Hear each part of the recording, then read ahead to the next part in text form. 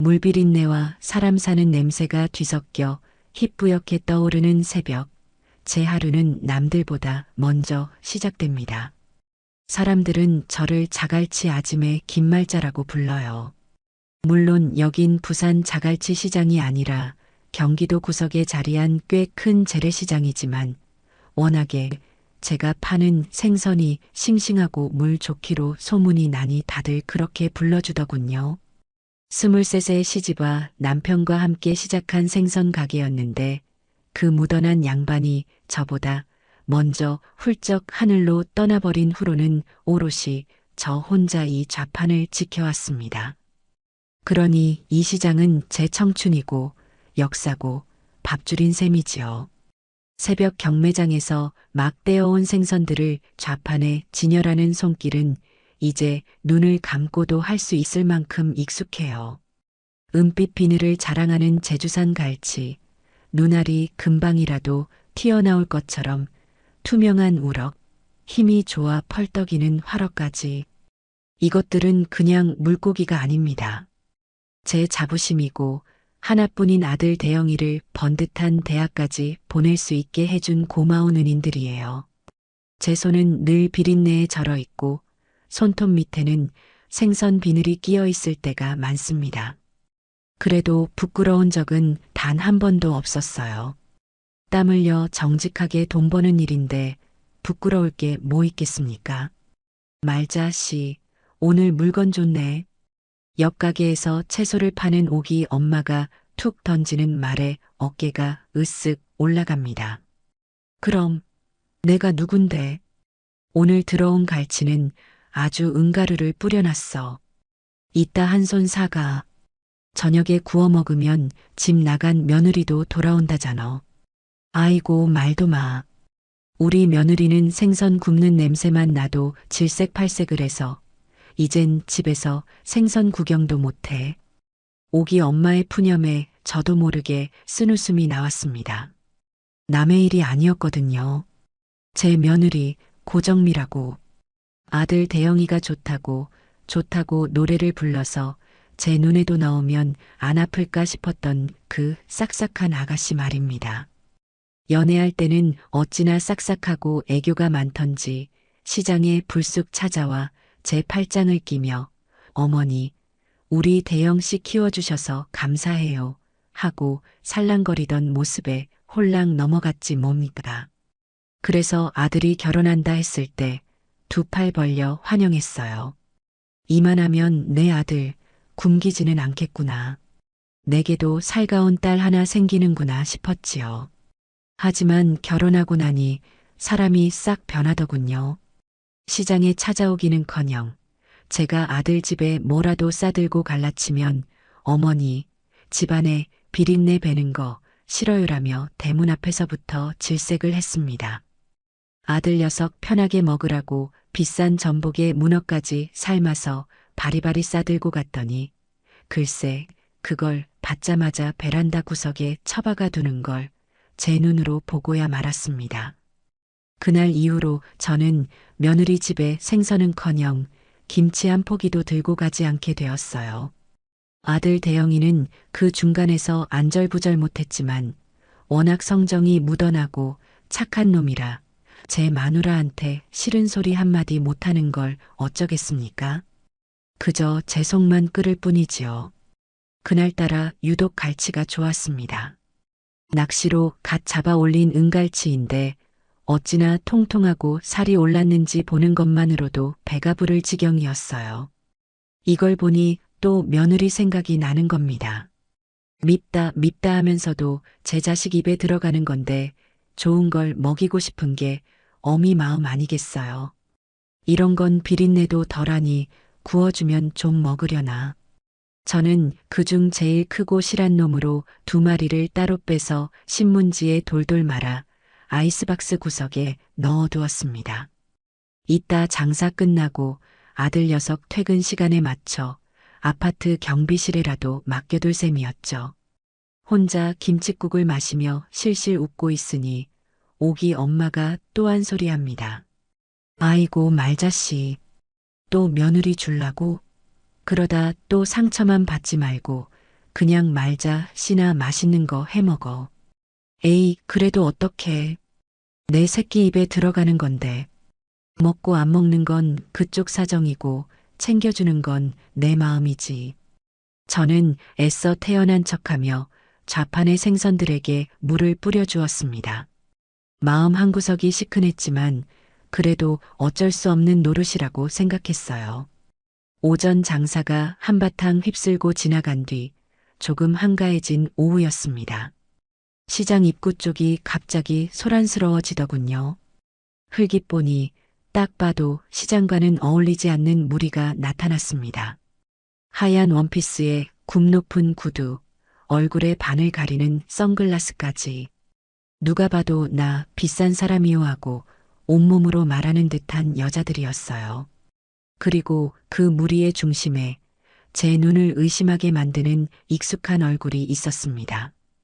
바로 제 며느리 고정미였어요. 정미는 친구인 듯한 여자들에게 시장을 구경시켜주며 뭐가 그리 재미있는지 깔깔거리고 있었습니다. 어머 세상에, 여기 너무 지저분하다. 이런 데서 파는 걸 어떻게 믿고 먹어? 정미 너는 대단하다. 시어머니가 이런 데서 일하신다며? 나라면 창피해서 어디 가서 말도 못할 것 같아. 친구들의 목소리가 제 귀에까지 똑똑히 들려왔습니다. 저는 순간 얼굴이 화끈 달아오르는 걸 느꼈어요. 하지만 애써 마음을 다잡았습니다. 그래, 철없는 것들이 뭘 알겠어. 그래도 며느리가 저를 보면 인사는 하겠지. 친구들 앞인데 시어머니를 모른 척하진 않겠지. 그런 일말의 기대를 품고 있었던 제가 바보였습니다. 정미와 그 친구들이 제 좌판 바로 앞까지 다가왔습니다. 저는 최대한 환하게 웃으며 먼저 아는 척을 했어요. 아가, 정미 아니냐? 여긴 어쩐 일이야? 친구들하고 구경 나왔어? 제 목소리에 정미의 얼굴이 순식간에 굳어지는 게 보였습니다. 그녀는 저를 아래 위로 훑어보더니 벌레라도 보는 듯한 표정으로 차갑게 말했어요. 누구세요? 사람 잘못 보신 것 같은데요. 저는 순간 제 귀를 의심했습니다. 뭐라고? 사람을 잘못 봐? 내 앞에서 나를 보고도 그런 말이 나와? 아가 나다. 내 시어머니. 제가 당황해서 말을 더듬자 정미는 한 발짝 뒤로 물러서며 짜증이 가득한 목소리로 쏘아붙였습니다. 아, 진짜 왜 이러세요? 저 결혼 안 했고요. 어머니도 없거든요. 자꾸 아는 척 하시면 경찰 부를 거예요. 가요, 얘들아. 재수없게 이상한 사람이 말 거네. 정미는 그렇게 말하며 친구들의 팔을 잡아 끌고는 뒤도 돌아보지 않고 쌩하니 가버렸습니다. 그녀의 친구들은 저를 보며 자기들끼리 킥킥거렸고 그 웃음소리는 비수가 되어 제 심장에 그대로 꽂혔습니다. 주변의 모든 소음이 거짓말처럼 멎는 것 같았어요. 방금 전까지 시끌벅적하던 시장통은 정막에 휩싸인 듯했고 옆가게 오기 엄마의 놀란 표정, 저를 힐끔거리며 수군대는 다른 상인들의 시선이 제 온몸에 따갑게 와 닿았습니다. 저는 마치 발가벗겨진 채로 사람들 앞에 내던져진 기분이었습니다. 손에 들고 있던 물뿌리개를 나도 모르게 꽉 쥐었어요. 손가락 마디마디가 하얗게 질릴 정도였습니다. 분노보다 더 깊은 차가운 무언가가 발끝에서부터 온몸으로 퍼져나가는 듯 했습니다. 아침에 며느리 주려고 따로 챙겨뒀던 은갈치 2마리가 아이스박스 안에서 저를 비웃는 것만 같았습니다. 그날 장사는 그걸로 끝이었습니다. 더 이상 손님을 받고 생선을 팔 기분이 아니었어요. 오기 엄마가 다가와 등을 두드리며 위로했지만 아무 말도 귀에 들어오지 않았습니다. 저는 묵묵히 좌판을 정리하기 시작했어요. 남은 생선들을 큰 고무대야에 쓸어 담고 도마와 칼을 씻었습니다. 평소 같았으면 콧노래라도 부르며 했을 일인데 그날은 마치 무거운 돌덩이를 옮기는 것처럼 몸이 천근만근이었습니다. 심장이 쿵쿵 하고 가슴이 아니라 배꼽 아래 어디쯤에서 울리는 것 같았어요. 서러움보다는 분노보다는 처참함이 더 컸습니다. 내 30년 세월이, 내 자부심이, 며느리의 그 싸늘한 말 한마디에 오물처럼 내동댕이 쳐진 기분이었지요. 좌판 정리를 거의 다 마쳤을 무렵이었습니다. 언제부터 거기 앉아 있었는지 모를 할머니 한 분이 눈에 들어왔습니다. 좌판에서 조금 떨어진 플라스틱 의자에 쪼그리고 앉아 말없이 저를 지켜보고 계셨어요. 허리는 굽고 얼굴에는 검버섯이 가득한 누가 봐도 행색이 남루한 분이었습니다. 하지만 이상하게도 그 눈빛만은 샛별처럼 형형하게 빛나고 있었어요. 마치 제 속을 다 꿰뚫어 보고 있다는 듯한 그런 눈빛이었습니다. 보통 때 같았으면 할머니 여기서 주무시면 입 돌아가요 하고 한마디 건넸을 텐데 그날은 왠지 그럴 수가 없었습니다. 저는 마지막으로 대야에 남은 생선들을 정리하다가 문득 아침에 빼놓았던 그 은갈치 2마리를 꺼내 들었습니다. 이걸 어쩐다.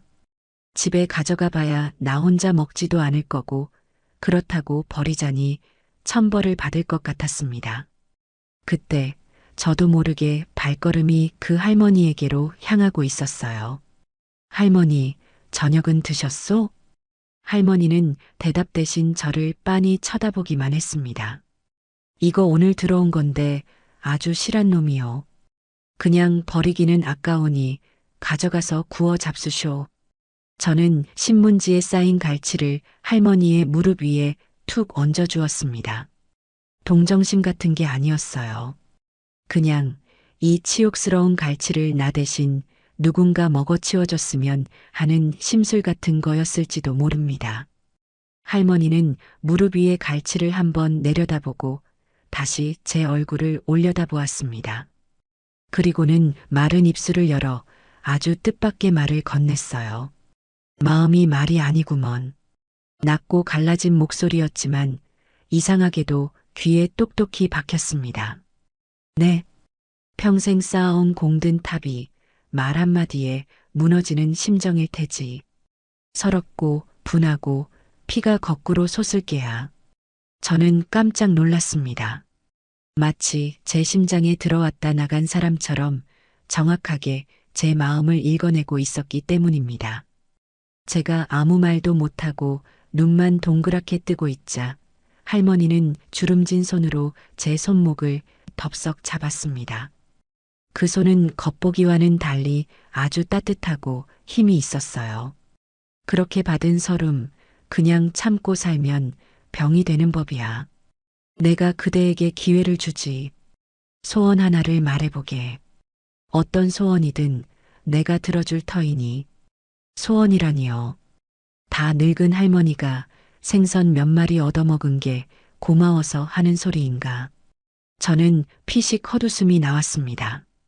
하지만 제 속에서 들끓던 시커먼 무언가가 그 말을 듣는 순간 꿈틀하고 고개를 드는 것을 느꼈습니다. 저는 그 할머니의 주름진 손을 뿌리치지도 않은 채 오히려 마주 잡고 힘을 주었어요. 제 소나기에 잡힌 그 깡마른 손목에서 기이하게도 단단한 힘이 느껴지는 듯 했습니다. 이성이란 놈은 저만치 달아나 버리고 며느리의 그 경멸에 찬 눈빛과 제 심장을 후벼 팠던 말들만이 귓가에 쟁쟁하게 울리고 있었죠. 평생을 참고 양보하고 어른이니까 이해하며 살아온 세월이 억울해서 저는 기어이 그 금단의 소원을 입 밖으로 뱉어내고야 말았습니다. 소원 들어준다고 했죠? 그거 정말이요? 그렇다니까.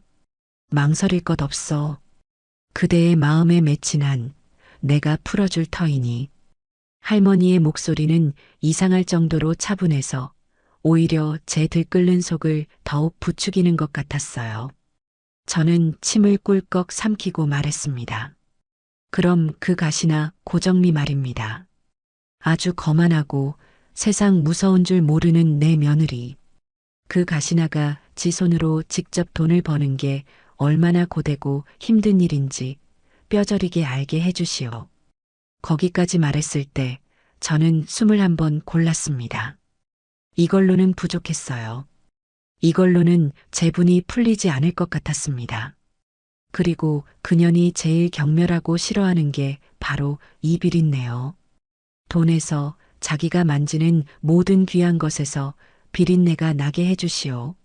제 손으로 비린내 풍기면서 정직하게 돈을 벌기 전까지는 그 어떤 수를 써도 절대 그 지독한 냄새가 사라지지 않게 말이오.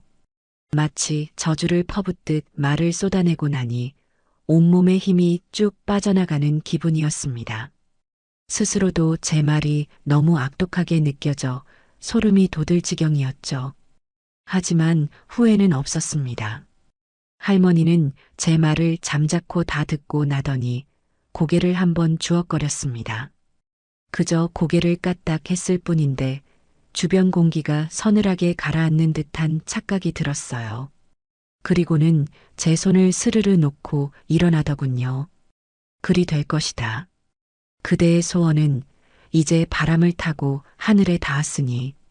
네, 저기요 할머니. 제가 무어라 더 물어보려 했을 때 할머니는 이미 등을 돌려 시장의 어둑한 골목으로 접어들고 있었습니다. 마치 처음부터 거기 없었던 사람처럼 그 작은 몸이 어둠 속으로 너무나도 쉽게 녹아들어 사라져 버렸어요. 저는 한동안 멍하니 그 골목길을 바라보았습니다. 내가 지금 뭘 한 거지? 늙은 할머니 붙잡고 무슨 추태를 부린 건가? 허탈한 마음에 땅이 꺼져라 한숨을 쉬고는 저도 무거운 발걸음을 옮겨 집으로 향했습니다. 그날따라 버스 창밖으로 보이는 세상 풍경이 온통 잿빛으로 보였어요. 집에 돌아와 씻고 자리에 누웠지만 잠이 오지 않았습니다. 낮에 있었던 일이 계속해서 머릿속을 맴돌았고 그럴수록 제가 뱉었던 악독한 소원이 자꾸만 떠올랐어요. 이건 아니지. 아무리 화가 나도 그렇지. 내가 어떻게 그런 무서운 말을. 후회와 자책감이 밀려왔지만 동시에 가슴 한편에서는 잘했다. 시원하다고 외치는 또 다른 내가 있었습니다. 그렇게 밤새 뒤척이다 새벽녘에야 겨우 잠이 들었나 봐요. 다음 날 저는 어제의 일을 그저 기분 나쁜 꿈 정도로 치부하기로 했습니다. 노망난 할머니의 헛소리에 내가 잠시 홀렸던 거라고 그렇게 생각하고 다시 일상으로 돌아가려 애썼습니다. 평소처럼 좌판을 열고 손님들을 맞고 억지로라도 목청을 높여 생선을 팔았어요. 사건은 바로 그날 밤에 터졌습니다. 저녁 장사까지 마치고 파김치가 되어 집에 돌아와 막 저녁상을 차리려는데 요란하게 전화벨이 울렸어요. 화면에 뜬 내 아들이라는 글자를 보자 심장이 덜컥 내려앉았습니다. 며느리가 낮의 일을 아들에게 일러 바쳤구나. 이제 한바탕 난리가 나겠구나. 저는 마른 침을 삼키며 조심스럽게 전화를 받았습니다. 대영아. 웬일이냐, 이 시간에. 그런데 수화기 너머로 들려오는 아들의 목소리가 심상치 않았습니다. 다급하고 당황한 기색이 역력했어요.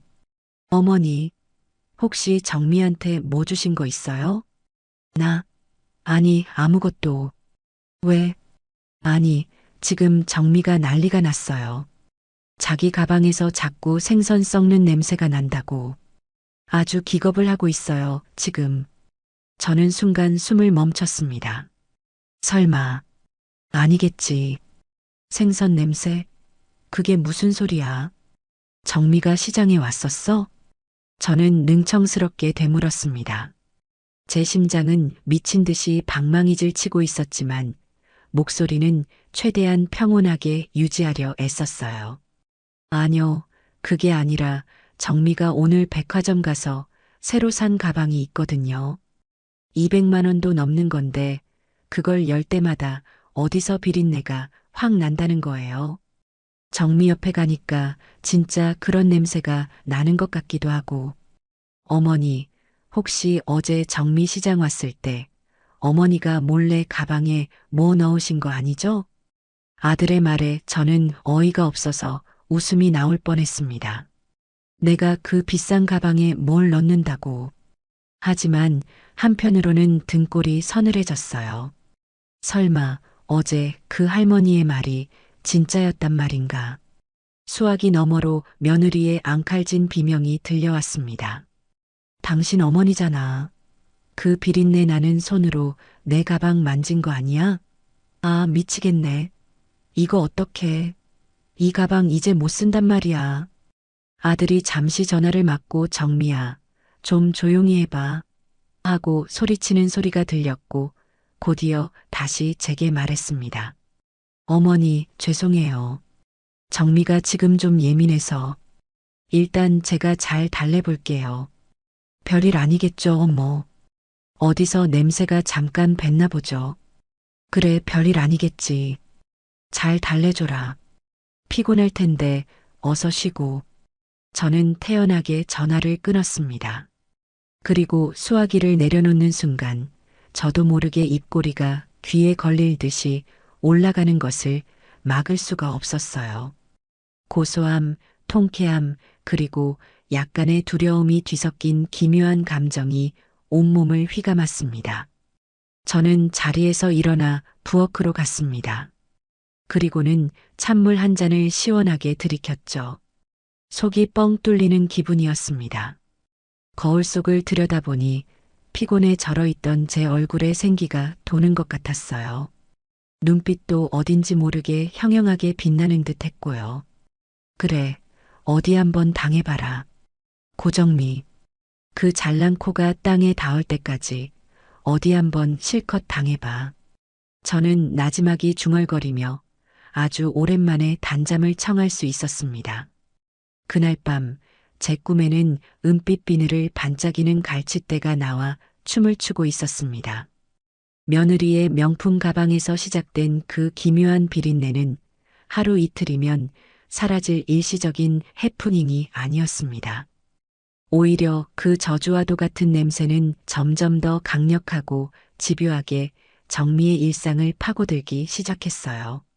처음에는 가방에서만 나던 냄새가 며칠이 지나자 그녀가 아끼는 실크 블라우스, 이탈리아제 캐시미어 코트, 심지어 화장대 위에 놓인 수십만 원짜리 프랑스 향수병에까지 스며들었습니다. 정미는 거의 미쳐버린 지경이었죠. 아들 대영이를 통해 간간히 전해 듣는 며느리의 소식은 저에게는 한편의 흥미진진한 드라마나 다름없었습니다. 대영이의 말에 따르면 정미는 하루에도 12번씩 샤워를 하고 온 집안을 소독용 에탄올로 닦아댔다고 해요. 값비싼 향초와 디퓨저를 집안 곳곳에 두었지만 그 인공적인 향기는 지독한 생선 비린내와 뒤섞여 오히려 더 역하고 기괴한 냄새를 만들어낼 뿐이었습니다. 정미는 점점 더 예민해지고 신경질적으로 변해갔어요. 밤에는 잠을 설치고 낮에는 환취에 시달리며 코를 킁킁거리는 게 일상이 되었다고 합니다. 급기야는 사람들을 만나는 것조차 꺼리게 되었죠. 어머니, 정미가 아무래도 병원에 한번 가봐야 할 것 같아요. 후각에 문제가 생긴 건지 아니면 정신적으로 너무 스트레스를 받아서 그런 건지 요즘 부쩍 수척해져서 보기 안쓰러울 지경이에요. 아들 녀석은 진심으로 아내를 걱정하며 말했지만 저는 그 말을 들으며 속으로 콧방귀를 뀌었습니다. 병원에 간들 원인을 찾을 수 있겠니? 그건 병이 아니라 엇보인 것을. 저는 그저 걱정스러운 목소리로 그래. 병원에 꼭 한번 데려가 봐라. 몸이 허해져서 그럴 수도 있으니 보약이라도 한 제 지어 먹이고 하고 말해줄 뿐이었어요. 물론 그 보약값을 보탤 생각은 눈곱만큼도 없었지만요. 그러던 어느 날 결정적인 사건이 터지고야 말았습니다. 정미는 그동안 사람 만나는 것을 피하다가 정말 중요한 친구의 청첩장을 받고 어쩔 수 없이 브런치 모임에 나가게 되었습니다. 그날을 위해 정미는 전날부터 만반의 준비를 했다고 해요. 욕조에 향기로운 입욕제를 풀어 몸을 담그고 가장 아끼는 새하얀 원피스를 꺼내 입고 머리부터 발끝까지 명품으로 치장했죠. 혹시라도 냄새가 날까봐 평소보다 2배는 더 진하게 향수를 뿌리고 나섰답니다. 모임 장소는 강남의 아주 비싸고 분위기 좋은 레스토랑이었습니다. 오랜만에 만난 친구들은 처음에는 정미의 수척해진 얼굴을 걱정하며 반갑게 맞아주었죠. 하지만 자리에 앉아 음식이 나오고 대화가 오가기 시작하면서 분위기는 미묘하게 바뀌기 시작했습니다. 정미의 바로 옆에 앉았던 친구가 슬쩍 코를 킁킁거리며 미간을 찌푸렸어요. 예, 정미야. 너 혹시 어제 저녁에 고등어 구이라도 먹었니? 그 한마디에 테이블의 모든 시선이 정미에게로 쏠렸습니다. 정미의 얼굴은 새하얗게 질렸어요. 아, 아니, 무슨 소리야. 내가 생선 같은 걸 왜 먹어. 그런데 어디서 좀 비릿한 냄새가 나는 것 같아서 너한테서 나는 것 같은데. 다른 친구 하나가 거들었습니다. 그 순간 정미의 자존심은 산산조각이 났습니다. 그녀는 벌떡 자리에서 일어나 가방으로 테이블을 내리치며 소리를 질렀어요. 너희들 지금 일부러 나 무시하는 거지? 내가 요즘 힘들다고 아주 만만하게 보는구나. 야, 고정미. 너 왜 그래, 무섭게. 그냥 냄새가 나니까 나는 거지. 우리가 뭘 어쨌다고. 시끄러워. 너희 같은 것들이랑은 더 이상 상종 안 해. 정미는 울면서 레스토랑을 뛰쳐나왔고 그날 이후로 그녀는 그나마 남아있던 친구들마저 모두 잃고 말았습니다. 그 소식을 전해 들은 저는 시장 좌판에 앉아 생선 대가리를 내리치며 헛웃음을 터뜨렸습니다. 꼴 좋다, 고정미. 사람 귀한 줄 모르고 제 잘난 맛에 살더니 이제 아무도 없으니 속이 시원하니? 그 일로 인해 아들 대영이도 더 이상 사태를 방관할 수만은 없게 되었습니다. 그동안은 정미가 유난을 떤다고 생각했지만 이제는 정말로 무언가 심각한 문제가 있다고 느끼기 시작한 거죠. 그 역시 정미에게서 나는 그 기묘한 냄새를 분명히 인지하고 있었으니까요. 어머니, 아무래도 이상해요. 그냥 냄새가 아니라 하여튼 정말 이상해요. 대영이는 퇴근길에 시장에 들러 제게 하소연을 늘어놓았습니다. 그의 얼굴에는 수심이 가득했어요. 그래서 말인데 혹시 어머니 용한 무당 같은 분 아는데 없으세요? 무당? 무당은 왜? 정미가 아무래도 안 좋은 기운에 씬 것 같아요. 과학적으로 설명이 안 되잖아요, 이건. 믿져야 본전이라는 심정으로 굿이라도 한번 해봐야 할 것 같아요. 저는 아들의 말에 기가 막혔습니다. 저주를 건 장본인에게 와서 굿을 해달라고 하다니요. 이보다 더 웃기는 상황이 또 있을까 싶었습니다. 저는 태연한 표정을 유지하며 말했어요. 나는 그런 거 모른다. 굿할 돈 있으면 그 돈으로 정미 맛있는 거나 사 먹여. 쓸데없는 짓 하지 말고. 그래도 어머니. 됐다. 그리고 대영아. 저는 잠시 말을 끊고 아들의 눈을 똑바로 쳐다보며 물었습니다. 너 솔직하게 말해봐라. 너도 정미가 왜 저렇게 됐는지 짐작 가는 거 하나도 없니? 그날 시장에서 무슨 일이 있었는지. 정미한테 똑똑히 듣지 않았어? 제 말에 대영이의 얼굴이 굳어졌습니다. 그는 제 시선을 피하며 우물쭈물했어요. 그 모습을 보니 모든 걸 알 수 있었습니다. 아들 녀석은 모든 진실을 알고 있었던 겁니다. 며느리가 제게 무슨 짓을 했는지 알면서도 그저 아내의 편에 서서 모르는 척하고 있었던 거죠. 제 속에서 다시 한번 차가운 분노가 치밀어 올랐습니다. 너는 네 마누라가 네 어미한테 어떻게 했는지 다 알면서도 지금까지 내게 와서 아내 걱정만 늘어놓았던 거냐? 내가 얼마나 속상했을지는 생각도 안 해봤어? 어머니, 그게 아니라. 됐다, 가봐라. 나 바쁘다. 저는 차갑게 등을 돌렸습니다. 아들은 한참을 그 자리에 서 있다가 무거운 발걸음으로 돌아갔습니다. 그 쓸쓸한 뒷모습을 보며 저는 생각했습니다. 그래, 고정미 하나만 버릇을 고칠 게 아니었어. 내 아들 녀석도 이번 기회에 단단히 정신을 차리게 만들어야겠다. 저주인지 축복인지 모를 이 기묘한 소원은 이제 며느리를 넘어 제 아들의 삶까지 송두리째 흔들기 시작하고 있었습니다.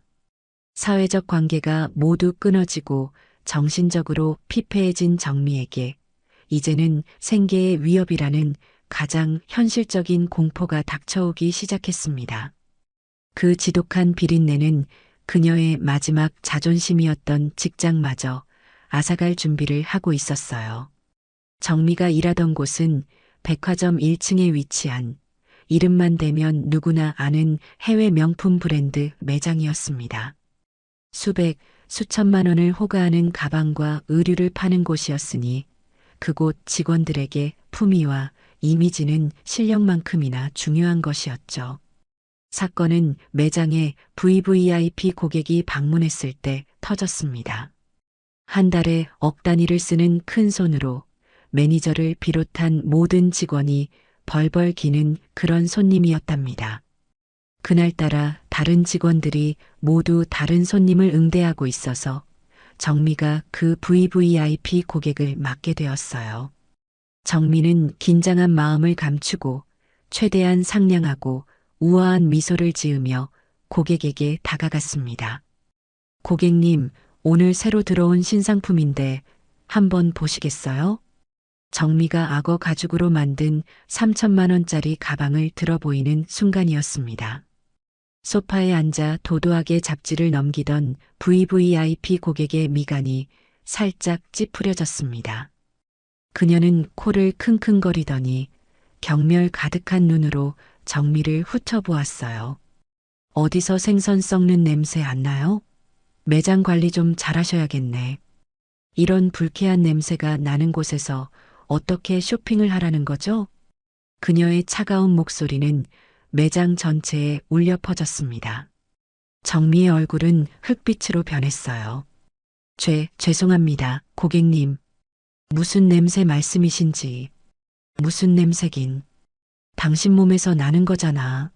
어우, 역겨워. 매니저 불러요, 당장. 결국 그 VVIP 고객은 길길이 날뛰며 매장을 나가버렸고 그날 예정되어 있던 구매는 모두 취소되었습니다. 매니저의 얼굴은 시퍼렇게 질렸고 정미는 그 자리에서 얼어붙은 채 아무 말도 할 수 없었습니다. 그날 오후 정미는 매니저에게 불려가 혹독한 질책을 들어야 했습니다. 고정미 씨, 요즘 당신에 대한 고객 불만이 계속 들어오는 거 알아요? 몸에서 이상한 냄새가 난다. 불결하다. 이런 얘기가 한두 번이 아니었다고. VVIP 고객님까지 저렇게 화나게 만들었으니 이번 사태 책임질 수 있어요? 매니저님, 그건 저도 정말 억울해요. 아무리 씻어도 변명은 듣고 싶지 않아요. 당분간 창고 정리나 맡아요. 고객 앞에 나설 생각 말고. 결국 정미는 매장의 얼굴에서 아무도 보지 않는 창고지기로 밀려나고 말았습니다. 화려한 조명 아래에서 우아하게 상품을 설명하던 그녀의 자리는 먼지 쌓인 박스들로 가득한 어두운 창고로 바뀌었습니다. 이는 그녀에게 해고나 다름없는 치욕이었습니다. 하지만 그걸로 끝이 아니었어요. 며칠 뒤 정미는 결국 해고 통보를 받았습니다. 브랜드 이미지 실추, 동료와의 불화, 그리고 결정적으로 VVIP 고객 사건이 빌미가 되었죠. 평생 자신의 아름다움과 우아함을 무기 삼아 살아왔던 정미에게 냄새 때문에 해고당했다는 사실은 감당할 수 없는 모욕이었습니다.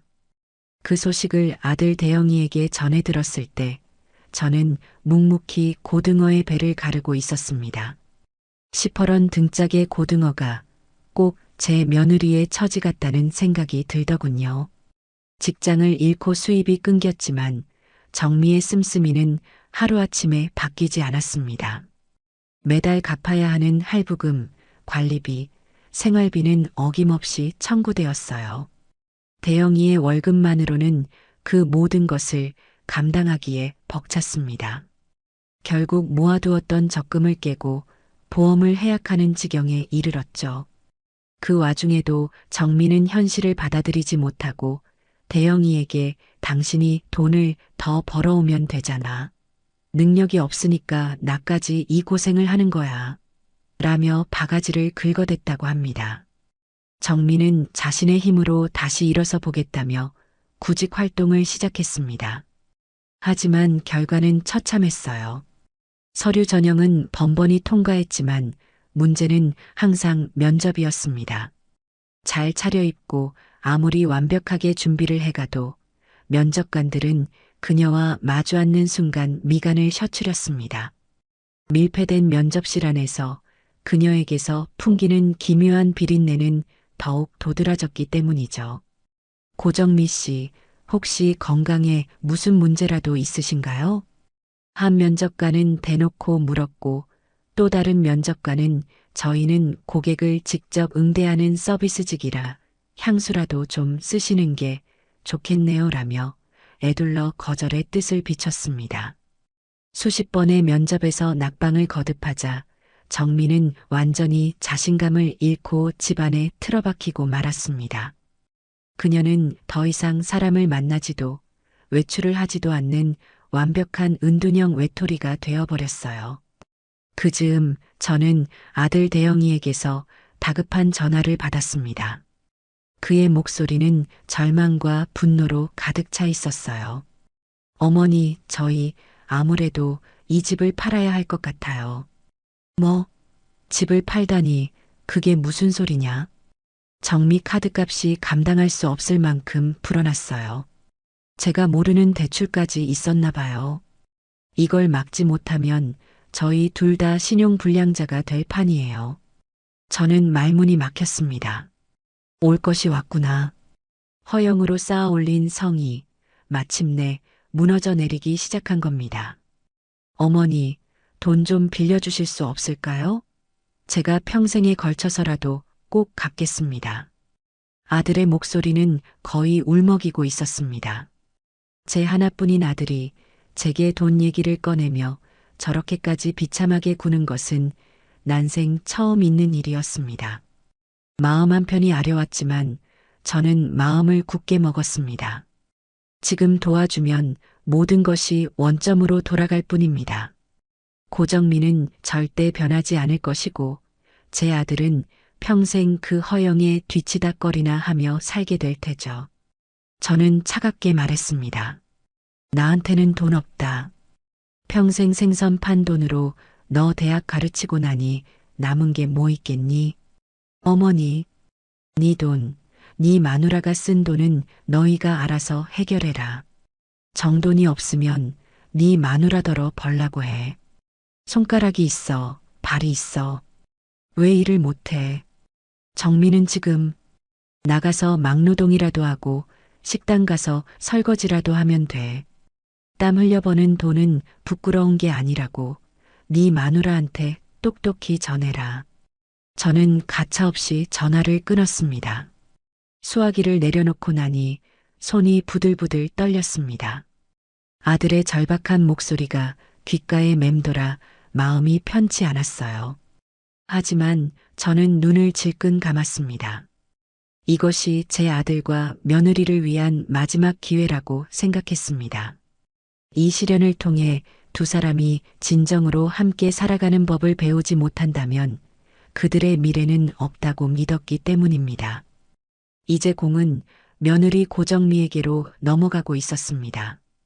그녀가 과연 어떤 선택을 할지 저는 시장의 비린내 속에서 조용히 기다리고 또 기다렸습니다. 제가 아들 녀석의 애원을 매몰차게 끊어버린 후 시장의 소음 속에서 보낸 며칠은 제 평생 가장 길고도 고요한 시간이었습니다. 전화기는 울리지 않았고 아들의 그림자조차 시장에 비치지 않았어요. 저는 매일같이 동이 트기 전 경매장으로 향하고 좌판에 생선을 널고 손님들과 실랑이를 벌이며 하루를 보냈습니다. 몸은 기계처럼 움직였지만 제 모든 신경과 세포는 보이지 않는 어딘가 아들이 있는 그곳을 향해 뻗어나가고 있었지요. 마치 폭풍이 몰아치기 전 바다가 숨을 죽이고 수평선 너머를 응시하는 것처럼 말입니다. 저는 그저 기다렸습니다. 이 지독한 고요를 깨고 마침내 터져나올 그 무언가를요. 그리고 나흘째 되던 날 저녁, 마침내 그 시간이 왔습니다. 마지막 손님을 보내고 좌판을 정리하려는데 저만치에서 익숙한 그림자가 비척거리며 다가오는 것이 보였습니다. 제 아들 대영이었습니다. 하지만 그 모습은 제가 알던 아들이 아니었어요. 며칠 만에 얼굴은 반쪽이 되어 있었고 잘 다려 입던 와이셔츠는 구겨질 대로 구겨져 있었습니다. 무엇보다 저를 놀라게 한 것은 그의 눈빛이었습니다. 모든 것이 무너져 내린 폐허처럼 공허하고 텅 비어 있었어요. 저는 아무 말 없이 늘 그가 앉던 플라스틱 의자를 수건으로 한번 닦아주었습니다.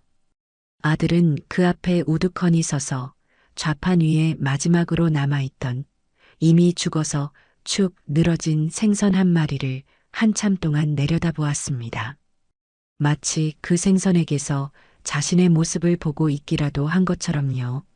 어머니, 한참 만에 아들이 저를 불렀습니다. 그 목소리는 쇠를 긁는 것처럼 거칠고 메마른 소리였어요. 밥은 먹었냐? 저는 다른 말을 찾는 대신 가장 원초적인 질문을 던졌습니다. 아들은 고개를 가로저었습니다. 저는 더 묻지 않고 좌판 한쪽에 놓아둔 작은 휴대용 가스버너에 냄비를 올렸습니다. 아침에 먹으려고 끓여두었던 김치찌개에 물을 조금 더 붓고 팔다 남은 우럭 몇 토막을 툭툭 썰어 넣었습니다. 보글보글하고 찌개가 끓는 소리가 우리 모자 사이에 흐르던 무겁고 차가운 침묵을 조금이나마 밀어내는 듯 했습니다. 저는 밥 한 공기를 퍼서 아들 앞에 내려놓았습니다. 아들은 숟가락을 들었지만 차마 입으로 가져가지 못하고 그저 찌개만 휘젓고 있었어요. 그의 떨리는 손끝에서 그가 겪었을 지옥 같은 시간들이 고스란히 전해져 오는 듯 했습니다. 정미가 다 이야기했습니다. 아들이 마침내 입을 열었습니다. 숟가락을 내려놓은 그는 텅 빈 눈으로 허공을 응시하며 지난 며칠간의 이야기를 풀어놓기 시작했습니다. 그것은 제가 상상했던 것보다 훨씬 더 지독하고 처절한 파국의 기록이었습니다. 제가 전화를 끊고 난 뒤 대영이는 아내에게 모든 것을 털어놓았다고 합니다. 어머니의 거절, 바닥난 통장, 이제 남은 것은 이 집을 처분하는 것뿐이라는 냉혹한 현실을요. 그러자 정민은 이성을 잃고 발악하기 시작했습니다. 처음에는 울고불고 매달리다가 나중에는 집안의 물건들을 닥치는 대로 집어던지며 광기에 휩싸였다고 해요. 그 수백만 원짜리 명품 가방들을 바닥에 내동댕이 치고 발로 짓밟으며 이게 다 당신 어머니 때문이야 라고 소리쳤답니다. 대영이는 처음에는 그런 아내를 가엾게 여겨 안아주려 했다고 합니다. 하지만 정미의 입에서 나온 다음 말은 그의 마지막 남은 동정심마저 산산조각 내버렸습니다. 당신 어머니가 나한테 저주를 내렸어. 그 여자가 나를 이렇게 만들었다고. 그런 천박한 시장 바닥에서 평생 생선, 비린내나 풍기며 살아온 주제에 감히 나를, 나 고정미를, 제 직업과 제 인생을 천박하다고 규정하는 그 말에 대영이는 자신의 뺨을 후려치는 것보다 더 큰 충격을 받았다고 했습니다. 그는 정미의 어깨를 붙들고 처음으로 소리쳤다고 해요. 정신 똑바로 차려. 어머니가 아니라 당신이야. 당신의 그 허영심이 우리를 망친 거라고. 그렇게 시작된 싸움은 밤이 새도록 이어졌습니다. 그들은 서로의 가장 아픈 곳을 칼날로 후벼 파듯 온갖 모진 말들을 쏟아냈습니다. 그 과정에서 대영이는 정미에게 끈질기게 물었다고 합니다. 대체 그날 시장에서 무슨 일이 있었던 거냐고. 당신이 우리 어머니에게 대체 무슨 짓을 한 거냐고. 궁지에 몰린 정미는 마침내 모든 것을 실토했습니다. 하지만 그 고백은 반성이 아니었어요. 철저한 자기 변명과 피해자 코스프레, 그리고 저에 대한 지독한 원망으로 가득 차 있었습니다. 그래, 내가 그랬어. 내가 모르는 사람이라고 했어. 그런데 그게 내 잘못이야? 당신 어머니가 먼저 나를 무시했잖아. 내 친구들 앞에서 그 더러운 생선 비린내 풍기면서 일부러 아는 척 하는데, 그럼 내가 어머니 오셨어요? 하고 반겨야 해? 나도 내 체면이 있고 내 수준이 있는 사람이야. 그런 저급한 시어머니를 둔 건 내 잘못이 아니잖아.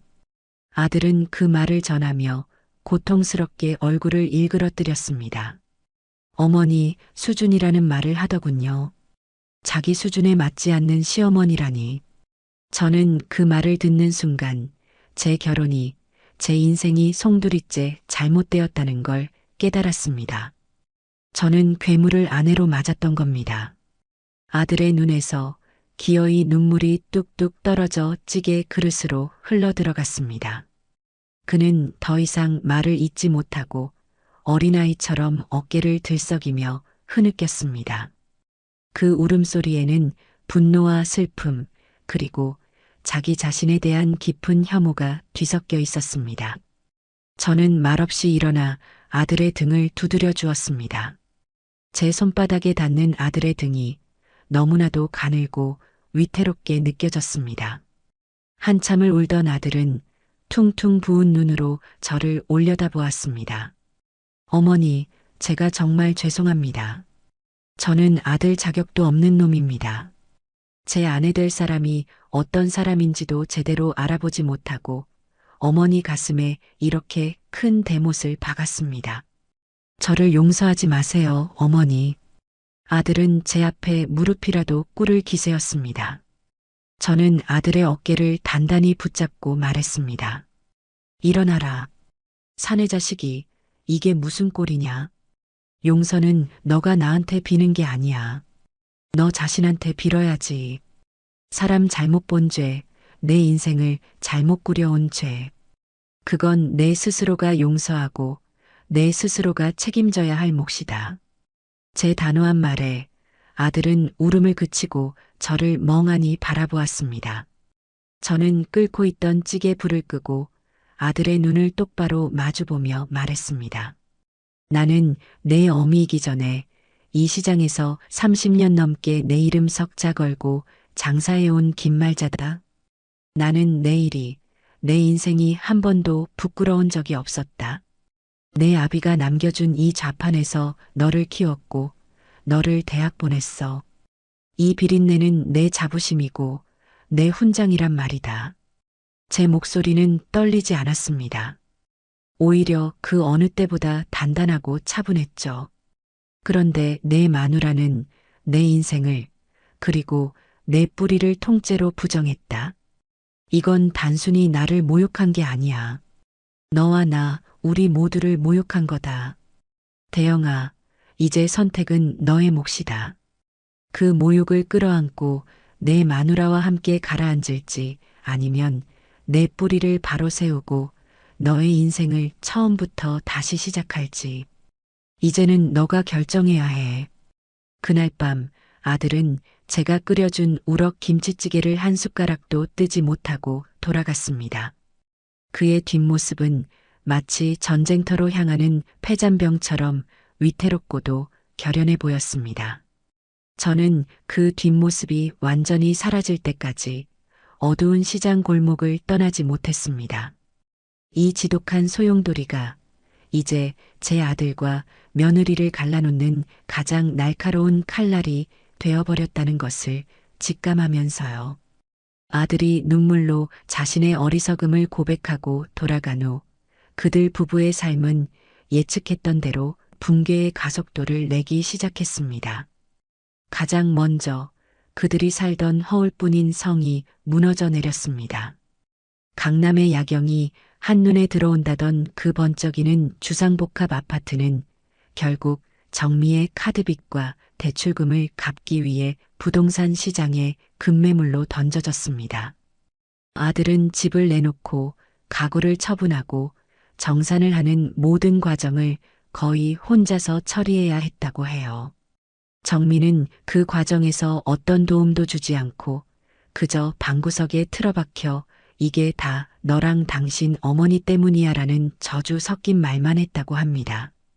집을 판 돈으로 빚잔치를 하고 나니 남은 것은 고작 반지하 방을 얻을 수 있는 빠듯한 보증금뿐이었습니다. 이삿날 아들은 제게 전화를 걸어왔습니다. 그의 목소리는 모든 것을 체념한 사람처럼 건조했어요. 그는 이삿짐 센터 직원들이 정미가 애지중지하던 이탈리아제 대리석 식탁을 옮기려 하자 정미가 비명을 지르며 그 위에 드러누워 버렸다고 했습니다. 이건 못 가져가. 이건 내 자존심이야. 라며 발악하는 아내를 대영이는 결국 이웃들이 모두 지켜보는 앞에서 강제로 끌어내야만 했다고 합니다. 그 순간 남편으로서의 자신감도 한 인간으로서의 존엄도 모두 바닥에 내동댕이 쳐진 기분이었다고 했죠. 그들이 새로 거처를 옮긴 곳은 제가 사는 동네에서도 가장 후미진 골목에 위치한 금방이라도 쓰러질 듯한 낡은 다세대 빌라의 반지하였습니다. 창문으로는 한 뼘의 하늘도 보이지 않았고 벽지에는 검푸른 곰팡이가 지도처럼 번져 있었으며 화장실 하수구에서는 시종일관 역한 냄새가 올라왔다고 합니다. 정미는 그곳에 도착한 첫날 현관문 앞에서 한 발짝도 들어오지 못한 채 나는 이런 돼지우리 같은 곳에서는 단 하루도 살 수 없어라며 통곡했다고 해요.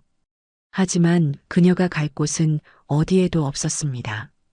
결국 그녀는 자신의 화려했던 과거가 담긴 명품 가방 몇 개를 끌어안고 그 냄새나는 방구석으로 들어갈 수밖에 없었죠.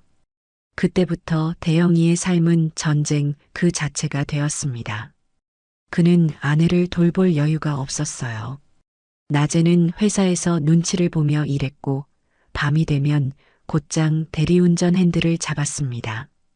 잠은 차 안에서 쪽잠을 자는 게 전부였고 식사는 편의점 삼각김밥으로 때우기 일쑤였습니다. 그렇게 몸이 부서져라 일을 하는 동안 정미는 아무것도 하지 않았습니다. 그녀는 그저 침대에 누워 있거나 멍하니 벽에 핀 곰팡이를 바라보며 시간을 죽일 뿐이었죠. 그녀의 유일한 활동은 남편이 벌어온 얼마 안 되는 돈으로 배달 음식을 시켜 먹고 그 쓰레기를 방 한구석에 쌓아두는 것이었습니다. 반지하 방은 곧 쓰레기와 곰팡내 그리고 정미에게서 나는 그 지독한 비린내가 뒤섞여 그야말로 지옥 같은 공간이 되어버렸습니다. 그러던 어느 날 바닥까지 떨어진 통장 잔고를 보며 절망하던 정미는 마지막 동아줄을 잡는 심정으로 옛 친구들에게 손을 벌리기 시작했습니다. 한때는 매일같이 붙어 다니며 서로의 부와 아름다움을 찬양하던 그 친구들에게 비굴함을 무릅쓰고 전화를 걸었던 겁니다. 그녀가 겪어야 했던 수모는 아들을 통해 전해 듣는 제 가슴마저 아려올 정도였습니다. 특히 그녀가 가장 믿었던 친구, 재벌가의 딸이었던 민이라는 여자의 반응은 잔인함 그 자체였다고 해요. 정미가 어렵게 자신의 사정을 설명하며 돈을 부탁하자 민이는 수화기 너머로 경멸이 가득한 웃음을 터뜨렸다고 합니다. 고정미, 너 정말 대단하다. 그 꼴이 되고도 아직 나한테 연락할 용기가 남아 있었어? 너가 지금 어떤 취급받는지 소문 다 들었어. 비린내 나는 냄새녀라고. 너랑 엮이면 나까지 재수 없어질 것 같으니까 다시는 연락하지 말아줄래? 아, 그리고 충고 하나 할까? 돈 빌릴 시간에 그 몸에서 나는 냄새나 어떻게 좀 해봐. 역겨워서 토할 것 같으니까. 그 전화를 끊고 정민은 며칠 동안 목 놓아 울었다고 합니다. 자신이 쌓아 올렸던 모든 관계가 자신의 배경과 돈을 보고 모여든 신기루에 불과했다는 사실을 너무나도 아프게 깨달은 것이죠. 하지만 그 깨달음은 그녀를 성장시키는 대신 더 깊은 나락으로 밀어 넣었습니다. 그녀는 모든 것을 세상 탓, 남편 탓, 그리고 제 탓으로 돌리며 자기 연민의 늪에 빠져 허우적거릴 뿐이었습니다. 결국 월세날은 코앞으로 다가왔고 대영이는 더 이상 버틸 수 없다는 결론에 이르렀습니다. 그날 밤 대리운전을 마치고 새벽녘에 돌아온 그는 쓰레기 더미 속에서 멍하니 앉아있는 정미에게 다가갔습니다. 그의 얼굴에는 더 이상 연민이나 동정이 남아있지 않았어요. 오직 지독한 피로와 차가운 결의만이 어려있을 뿐이었습니다. 그는 정미의 앞에 그동안 자신이 대리운전을 하며 꼬깃꼬깃 모아온 현금 다발과 월세 고지서, 가리고 각종 공과금 독촉장을 던져놓았습니다. 마, 이게 당신과 내가 마주한 현실이야. 내가 밤새도록 운전해서 벌어온 돈이 이거고 우리가 당장 갚아야 할 빚이 이거야. 이 돈으로는 월세도 낼 수 없어. 이제 어떻게 할 거지?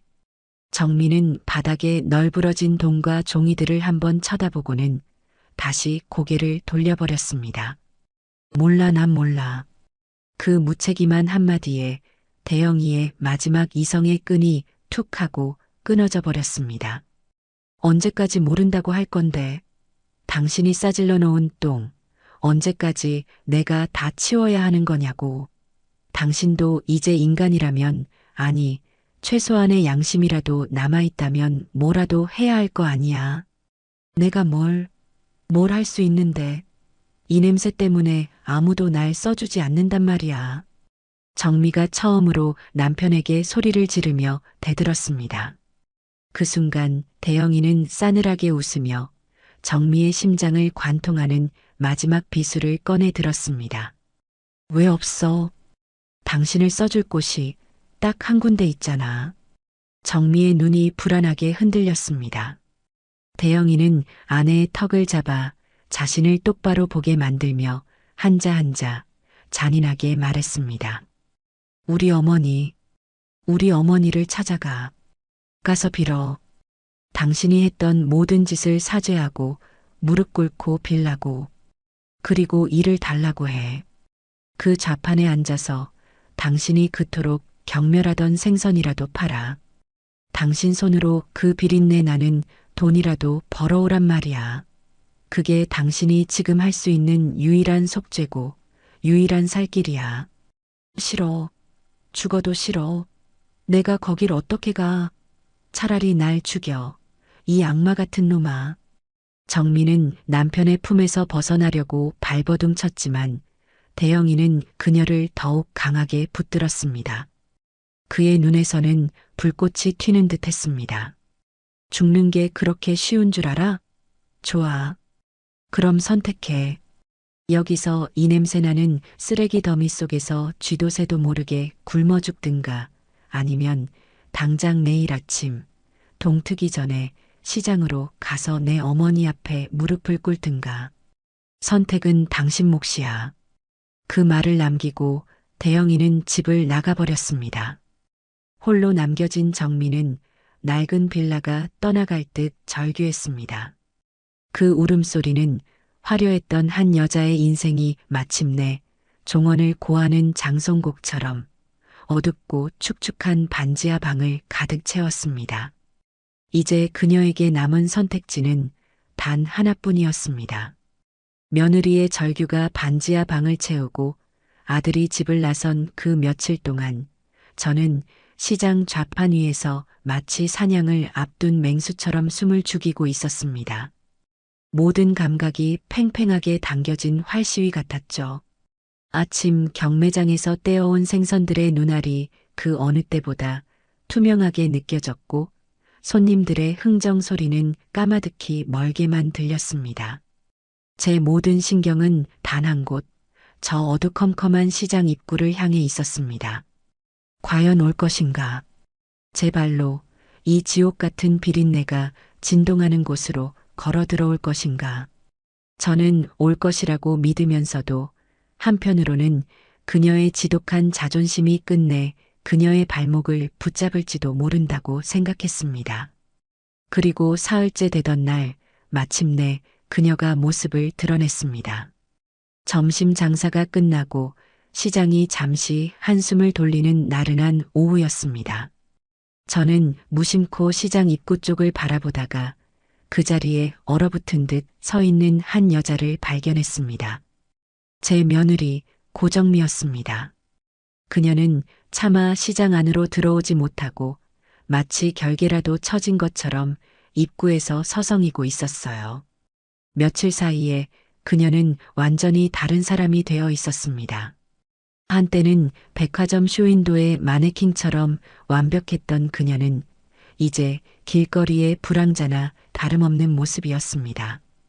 맞는 사이즈를 찾지 못해 억지로 껴입은 듯한 낡은 트레이닝복, 기름지고 푸석한 머리카락, 가리고 삶의 모든 의지를 잃어버린 텅 빈 눈동자. 하지만 그 폐허 같은 얼굴 속에서도 저를 향한 원망과 돕기만은 여전히 시퍼렇게 살아 꿈틀거리고 있었습니다. 시장의 다른 상인들도 그녀를 알아본 모양입니다. 어머, 저 여자 저번에 말잔에 와서 행패 부리던 그 여자 아니야? 세상에, 꼴이 왜 저래? 쫄딱 망했나 보네. 그들의 수군거림이 제 귀에도 들려왔지만 저는 못 들은 척했습니다. 대신 좌판 위에서 가장 크고 힘 좋은 화로 한 마리를 골라 도마 위에 올렸습니다.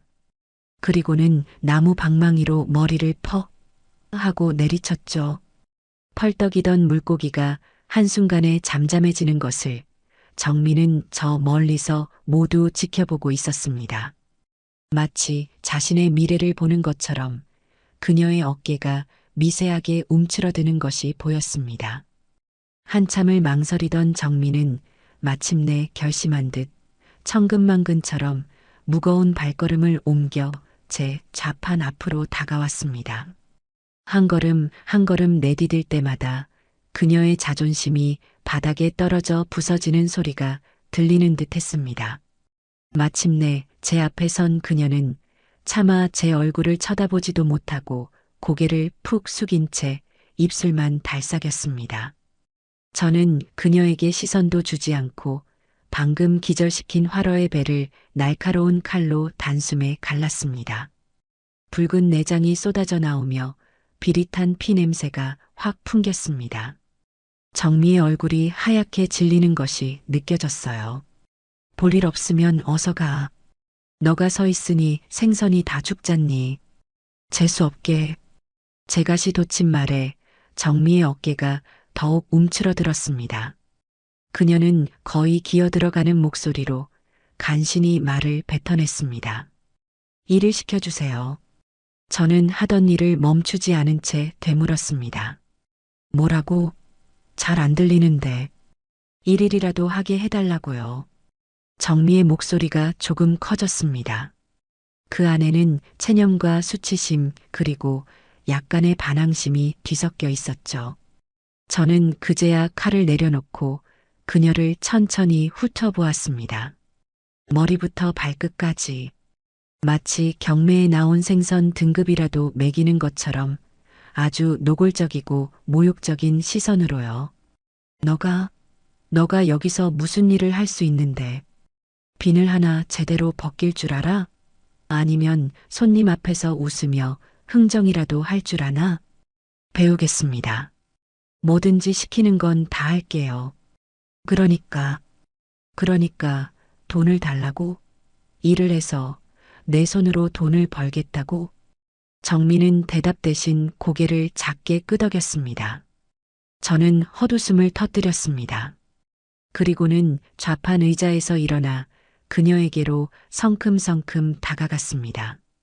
정민은 저도 모르게 주춤거리며 뒤로 물러섰지만 금세 자신의 등 뒤에 다른 좌판이 있다는 것을 깨닫고는 멈춰섰습니다. 퇴로가 막힌 셈이죠. 아가, 똑똑히 들어라. 저는 그녀의 귓가에 다른 사람은 들을 수 없을 만큼 나지막하지만 칼날처럼 서늘한 목소리로 속삭였습니다. 너가 지금 나한테 구하는 건 일이 아니야. 잡이지.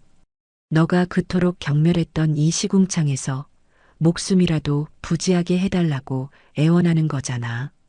안 그래? 정미의 눈동자가 세차게 흔들렸습니다. 정곡을 찔린 사람의 표정이었어요. 좋다. 기회를 주지.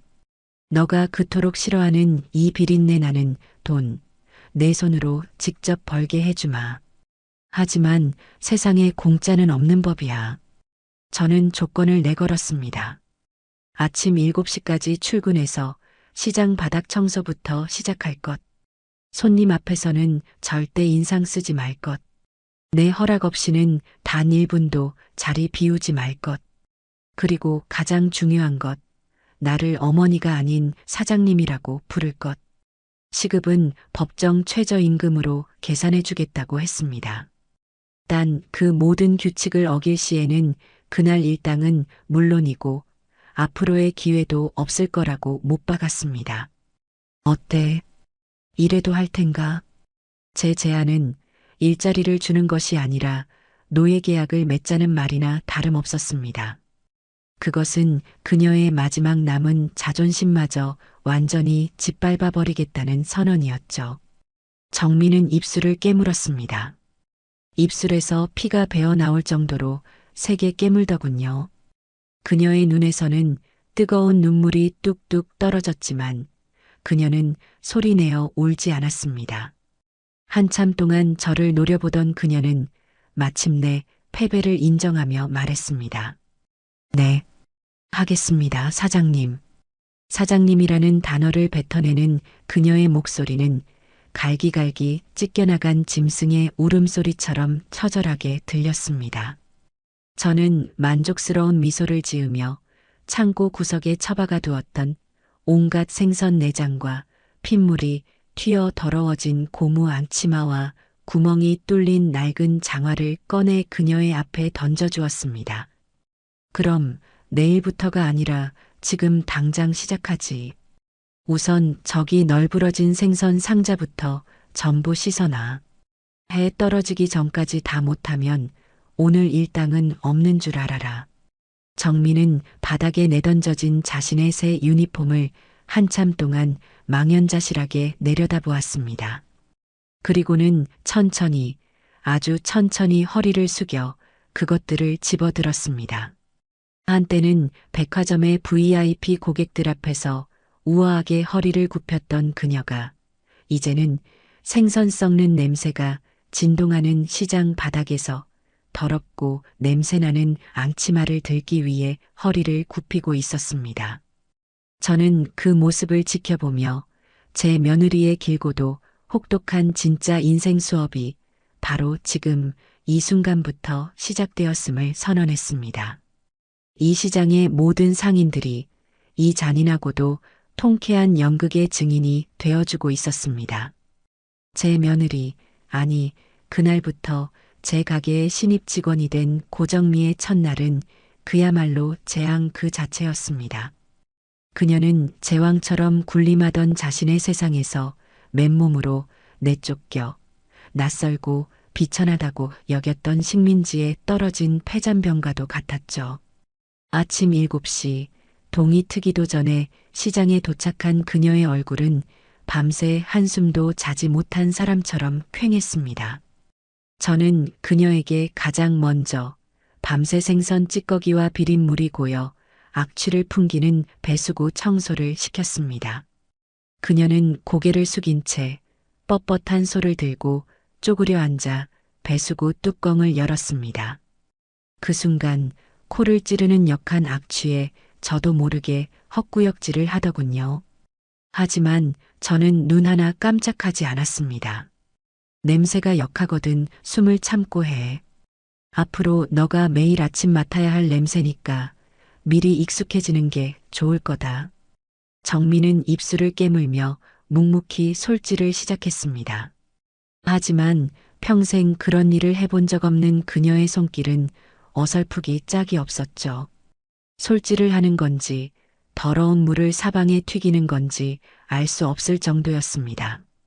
결국 제가 참지 못하고 그녀의 손에서 솔을 빼앗아 시범을 보여야 했습니다.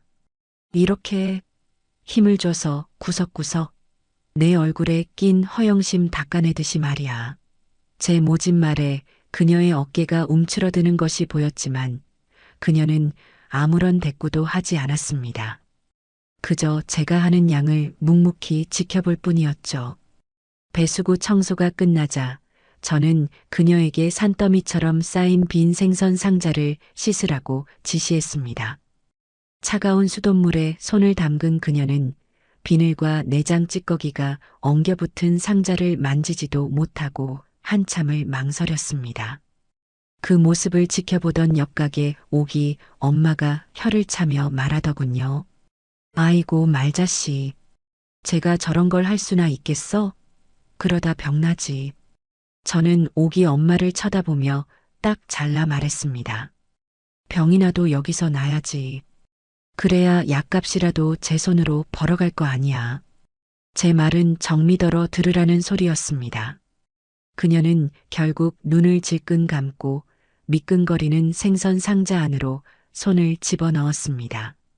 그날 하루 그녀는 청소와 허드렛 일만으로도 녹초가 되었습니다. 오후가 되어 손님들이 몰려들기 시작하자 저는 그녀를 좌판 앞에 세웠습니다. 손님이 뭘 찾는지 똑똑히 듣고 내가 저울에 다는 생선 값을 정확하게 말해드려. 어물쩍거리거나 인상 쓰면 죽을 줄 알아. 정민은 마스크로 얼굴을 반쯤 가린 채 고개를 푹 숙이고 좌판 앞에 섰습니다. 마침 한 아주머니가 다가와 물었습니다.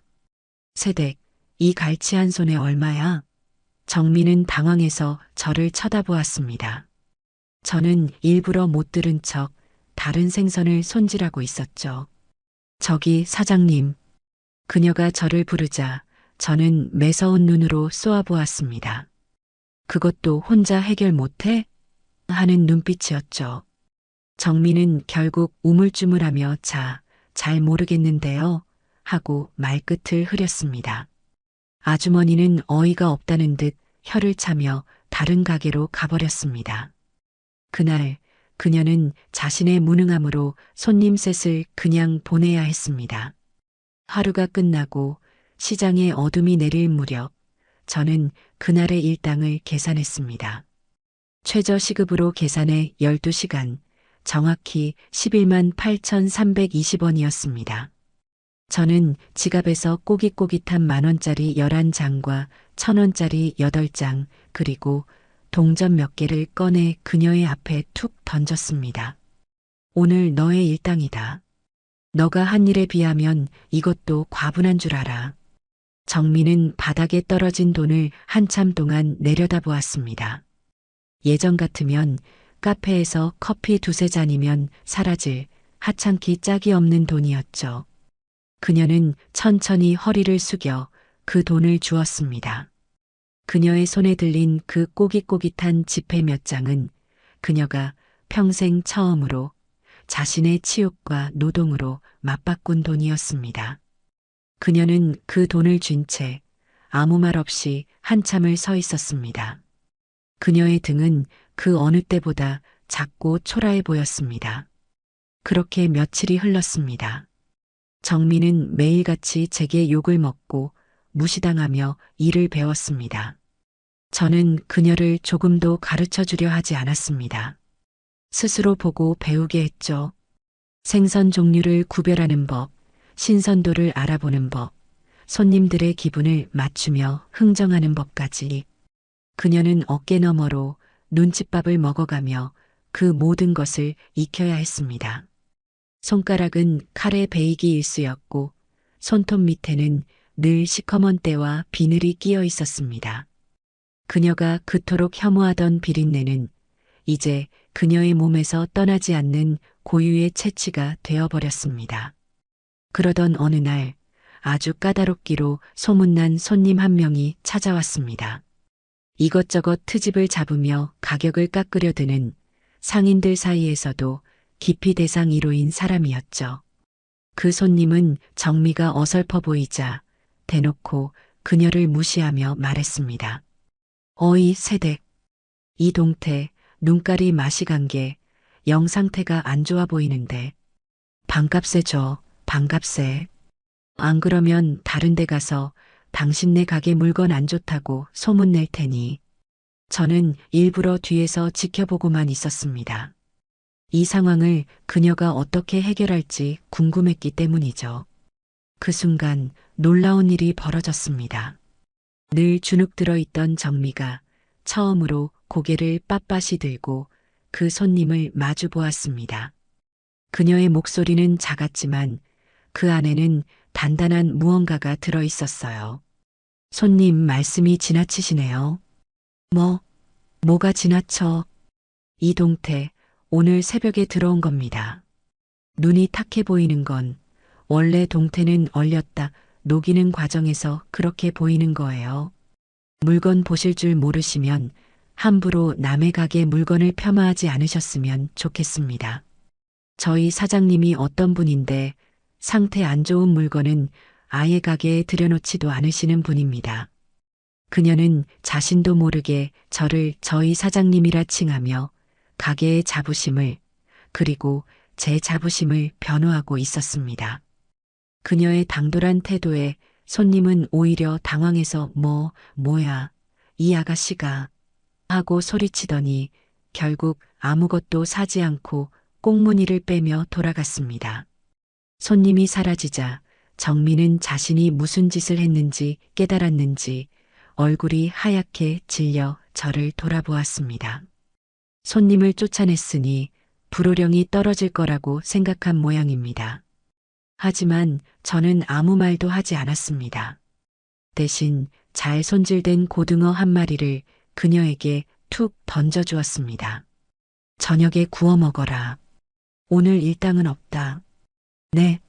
손님 쫓아냈으니 일당은 없는 거고 대신 이건 보너스다. 너가 오늘 처음으로 장사꾼다운 말을 했기 때문이야. 저는 무심하게 말하고 돌아섰지만 제 입가에는 저도 모르게 희미한 미소가 걸려 있었습니다.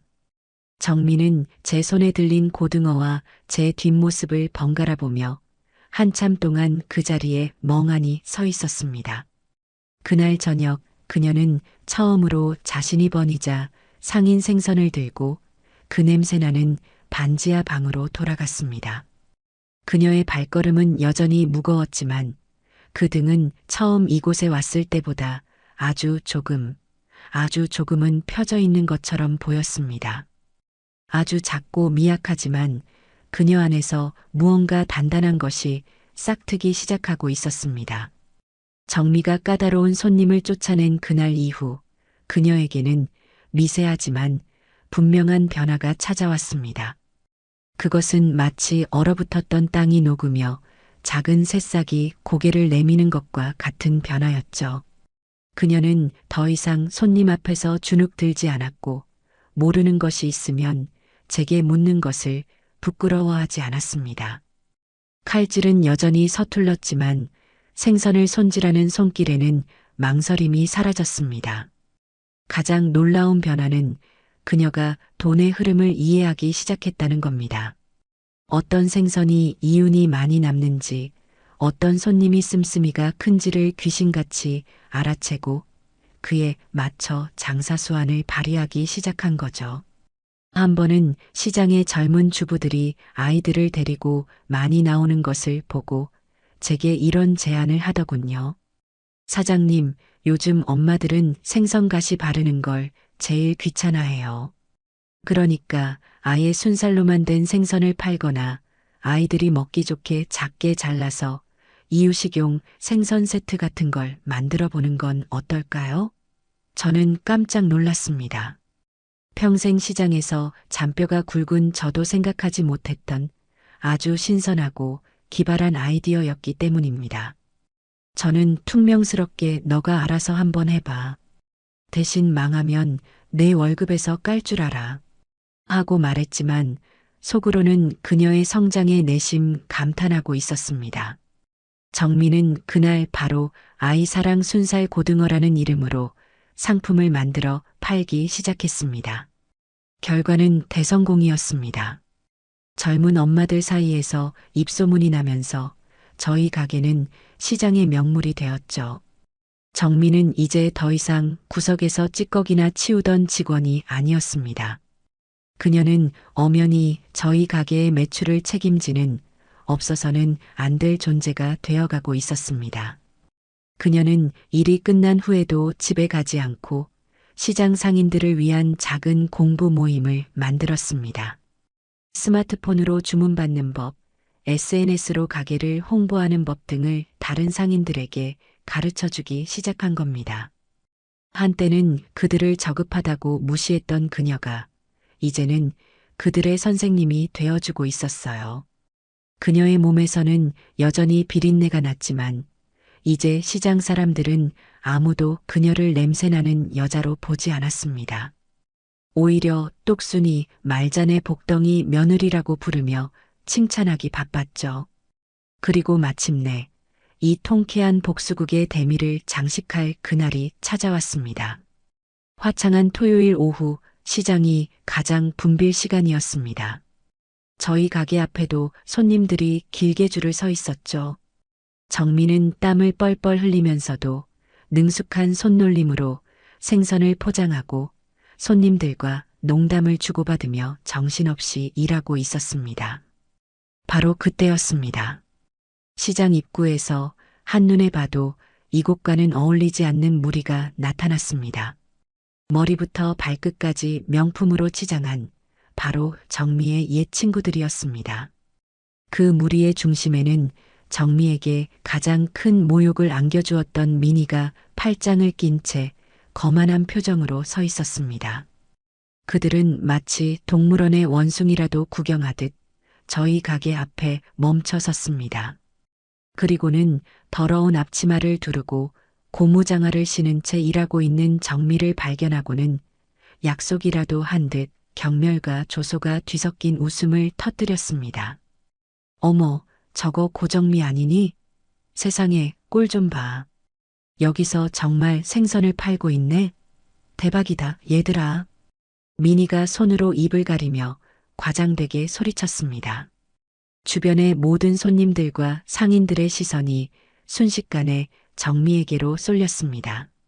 몇 달 전 정미를 나락으로 떨어뜨렸던 그 상황과 너무나도 똑같은 구도였죠. 저는 순간 가슴이 철렁했습니다. 정미가 이 상황을 견뎌낼 수 있을까? 또다시 무너져 내리는 것은 아닐까? 하지만 제 걱정은 기우에 불과했습니다. 정미는 잠시 그들을 쳐다보더니 피식하고 웃더군요. 그리고는 아무 일도 없다는 듯 하던 일을 계속했습니다. 그녀는 마침 손질하던 커다란 참돔의 대가리를 칼로 탁 하고 내리쳤습니다. 그 단호한 소리에 조롱하던 친구들의 웃음소리가 순간 멎었습니다. 정민은 참돔의 배를 갈라 내장을 꺼내며 그들에게 시선도 주지 않은 채 아주 차분하고 나지막한 목소리로 말했습니다. 그래, 나 고정미다. 여기서 생선 판다. 왜? 너희가 보태준 거라도 있어? 뭐라고? 미니가 당황해서 되물었습니다. 너희처럼 능력 있는 부모나 남편한테 기생해서 그 돈으로 명품이나 휘감고 다니는 것보다는 내 손으로 직접 땀 흘려서 돈 버는 지금의 내가 100배, 1000배는 더 자랑스러운데. 안 그래? 정민은 그렇게 말하며 피 묻은 칼을 든 채 그들을 똑바로 쳐다보았습니다. 그녀의 눈빛은 더 이상 분노나 수치심으로 흔들리지 않았습니다. 그 안에는 자신의 삶에 대한 확신과 그 어떤 것에도 상처받지 않을 단단한 자존감이 자리하고 있었어요. 너희야말로 꼴이 우습다. 그렇게 비싼 옷 걸치고 와서 고작 시장 좌판에서 생선 파는 친구 하나 조롱하는 게 너희 수준이야? 불쌍한 것들. 혹시 알아? 너희 남편이나 아버지가 내일 당장 망하기라도 하면 너희도 나처럼 여기에 서서 생선 팔게 될지. 그녀의 말은 날카로운 비수가 되어 그들의 심장에 정확히 꽂혔습니다. 친구들의 얼굴은 하얗게 질렸고 아무런 대꾸도 하지 못했습니다. 정민은 그런 그들을 향해 마지막 한 방을 날렸습니다. 구경 다 했으면 이제 그만 꺼져줄래? 너희 같은 손님은 우리 가게 물 흐리니까. 아, 혹시 정 불쌍해서 뭐라도 하나 팔아주고 싶으면 저기 바닥에 떨어진 생선 대가리라도 주워 가든가. 너희 머릿속보다는 그게 더 쓸모 있을 테니까. 정미의 말이 끝나자마자 주변에서 지켜보던 시장 상인들과 손님들 사이에서 와하하는 통쾌한 웃음소리와 함께 박수갈채가 터져 나왔습니다. 옳죠. 말 잘했다. 말자네 며느리. 속이 다 시원하네. 친구들은 그 야유와 박수 소리에 얼굴이 벌개져서 허둥지둥 꽁무니를 빼며 도망치듯 시장을 빠져나갔습니다. 그 소동이 끝나고 정민은 아무 일도 없었다는 듯 다시 묵묵히 생선을 손질했습니다. 하지만 그녀의 귓불은 새빨갛게 달아올라 있었죠. 그때 아들 대영이가 우리를 위해 따뜻한 커피를 사들고 가게에 들렀습니다. 그는 방금 전의 모든 상황을 저만치에서 지켜보고 있었던 모양입니다. 그는 아무 말 없이 정미의 옆으로 다가가 그녀의 이마에 흐르는 땀을 손으로 닦아주었습니다. 그리고는 나지막이 말했습니다. 당신 오늘 진짜 멋있었어. 그 말에 정미의 눈에 그렁그렁 눈물이 맺혔습니다. 하지만 그 눈물은 더 이상 슬픔이나 치욕의 눈물이 아니었습니다. 아들은 저와 정미를 번갈아 보며 아주 오랜만에 환하게 웃었습니다. 그는 제게 말했죠. 어머니, 저 다시 사랑에 빠진 것 같아요. 제 아내와요. 저는 그 두 사람의 모습을 흐뭇하게 바라보았습니다. 그때 옆가게 오기 엄마가 저를 툭 치며 말했습니다. 말자 씨, 이제는 며느리가 아니라 딸이네, 딸이야. 아주 든든한 딸이 생겼어. 저는 고개를 끄덕였습니다. 제 가슴 속에서 아주 오랫동안 맺혀있던 응어리가 봄눈 녹듯이 스르르 풀려내리고 있었습니다. 정미가 시장 한복판에서 자신의 과거와 완벽하게 결별을 선언한 그날 이후 그녀는 정말로 시장의 일부가 되었습니다. 더 이상 그녀에게서 과거의 그림자는 찾아볼 수 없었죠. 그녀는 이제 누구보다도 억척스럽고 누구보다도 똑 부러지는 생선 장수, 말잔의 둘째 딸로 불리고 있었습니다. 저는 가게의 전반적인 운영은 그녀에게 맡기고 한 발짝 뒤로 물러나 든든한 버팀목이 되어 주었습니다. 그녀는 제 기대를 저버리지 않고 낡고 오래된 저희 가게를 시장에서 가장 활기차고 인기 있는 가게로 만들어 놓았어요. 그러던 어느 날 아침이었습니다. 여느 때처럼 출근 준비를 하던 정민은 문득 아주 이상한 사실을 깨달았다고 합니다. 몇 달 동안 자신을 지방령처럼 따라다니던 그 지긋지긋하고 기분 나쁜 비린내가 어느 순간부터 느껴지지 않는다는 것을요. 처음에는 코가 마비되었나 싶어 자신의 옷과 머리카락 냄새를 몇 번이고 다시 맡아보았다고 합니다.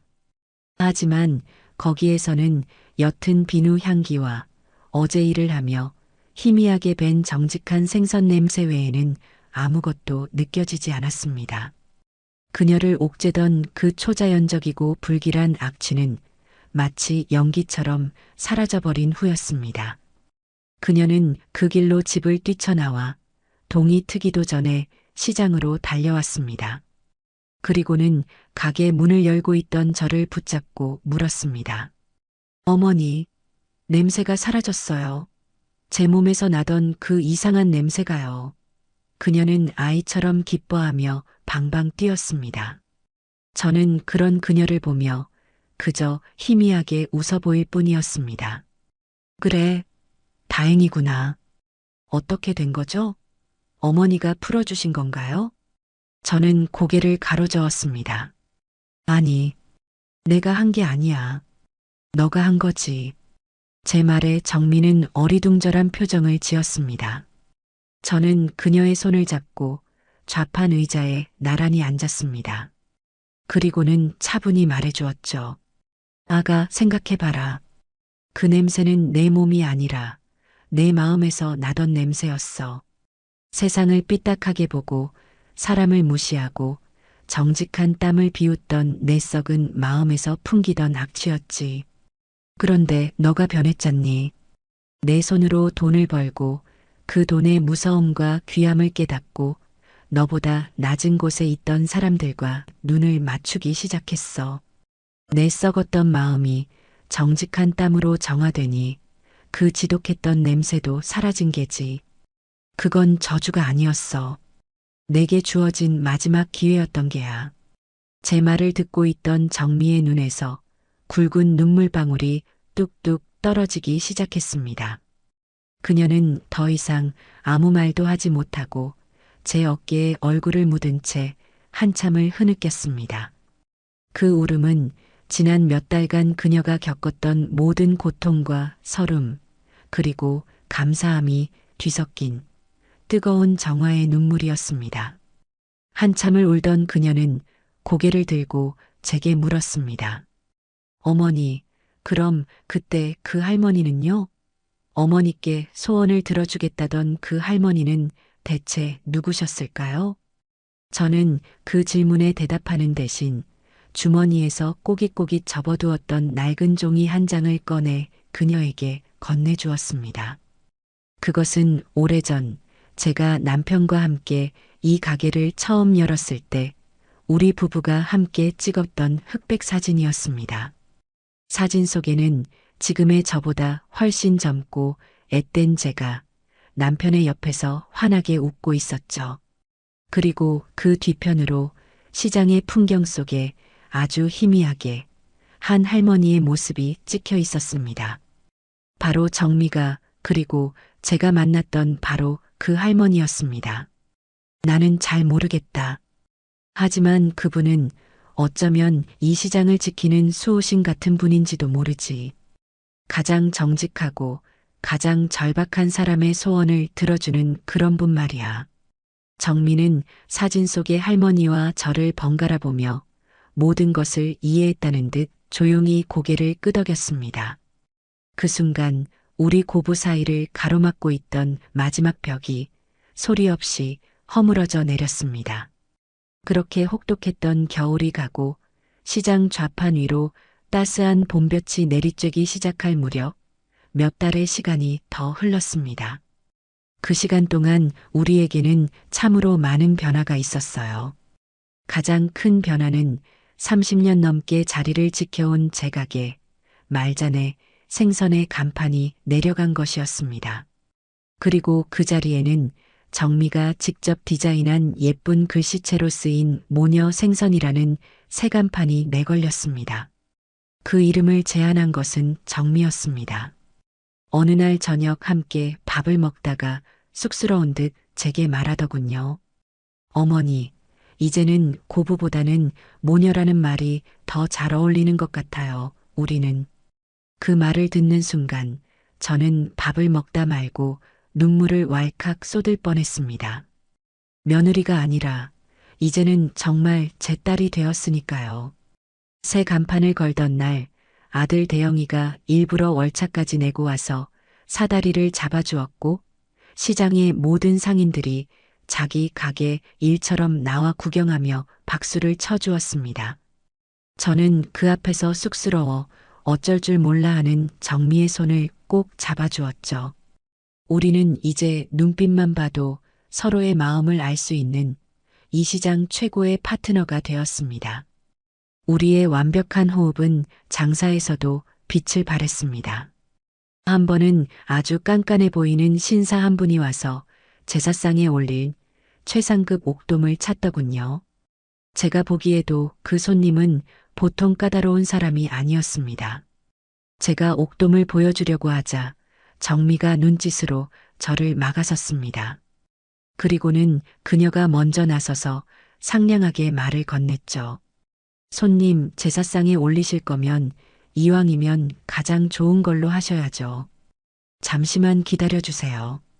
그녀는 그렇게 말하고는 가게 뒤편 냉동 창고로 들어가 한참 만에 비장의 무기처럼 숨겨두었던 크기부터 색깔까지 완벽한 옥돔 한 마리를 들고 나왔습니다.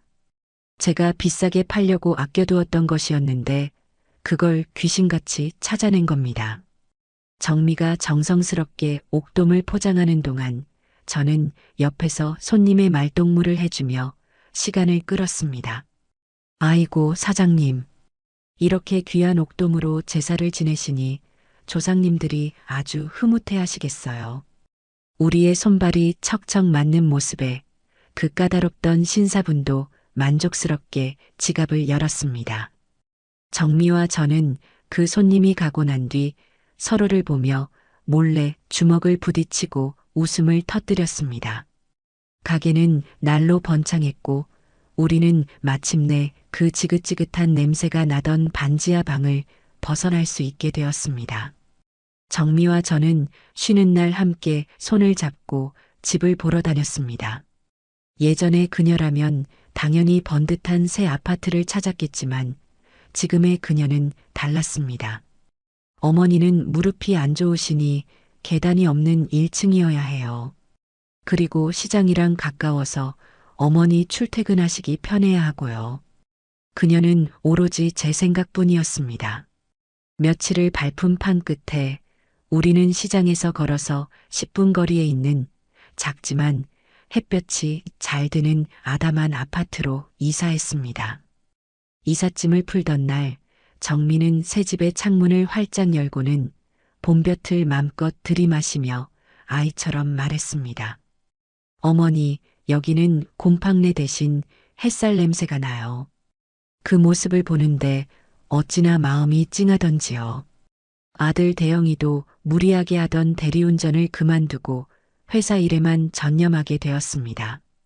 빚에 쫓기던 불안한 그림자는 그의 얼굴에서 완전히 사라졌고 건강한 혈색과 자신감 넘치는 웃음을 되찾았습니다. 우리 가족은 비로소 제자리를 찾은 겁니다. 그리고 어느 화창한 주말 오후였습니다. 정미와 저는 평소보다 조금 일찍 가게 문을 닫고 이런저런 수다를 떨며 집으로 향했습니다. 골목길 담벼락에 핀 개나리를 보며 정미가 말했죠. 어머니, 저 노란색 보니까 갑자기 개나리 튀김이 먹고 싶네요. 얘는 못 먹는 소리 좀 하지 마라. 그건 먹는 게 아니야. 알아요. 그냥 해본 소리예요. 그렇게 실없는 농담을 주고받으며 걷는 길이 저는 참으로 행복했습니다.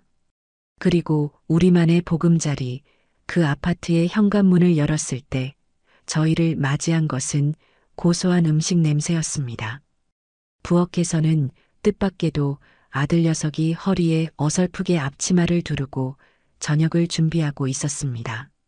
식탁 위에는 정미가 가장 좋아하는 크림 파스타와 제가 좋아하는 갈치구이가 먹음직스럽게 차려져 있었죠. 그 두 음식이 한 식탁 위에 있는 풍경이 어딘지 모르게 지금의 우리 가족 같다는 생각이 들었습니다. 아이고, 우리 아들이 웬일이래? 내일 아침에는 해가 서쪽에서 뜨겠네. 아주. 제가 놀리듯 농담을 던지자 땀을 뻘뻘 흘리며 갈치를 뒤집던 아들이 뒤를 돌아보며 쑥스럽게 웃었습니다. 우리 집에서 가장 고생하는 두 여왕님을 위해 이 아들이 이 정도 서비스는 당연히 해드려야죠. 어서들 씻고 오세요. 거의 다 됐습니다.